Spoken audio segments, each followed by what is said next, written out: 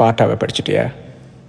அப்போ நானும் முதல்ல கண்மணி சொன்னேன்ல, இங்கே பொன்மணி போட்டுக்கோ. பொன்மணி உன் வீட்டில் சௌக்கியமா? நான் இங்கே சௌக்கியம். பொன்மணி உன் வீட்டில் சௌக்கியமா? நான் இங்கு சௌக்கியமே. உன்னை எண்ணி பார்க்கையில் கவிதை கொட்டது, அதை எழுத நினைக்கையில் வார்த்தை முட்டது. கண்மணி அன்போடு காதலன் நான் எழுதும் கடிதமே. பொன்மணி உன் வீட்டில் சௌக்கியமா? நான் இங்கு சௌக்கியமே.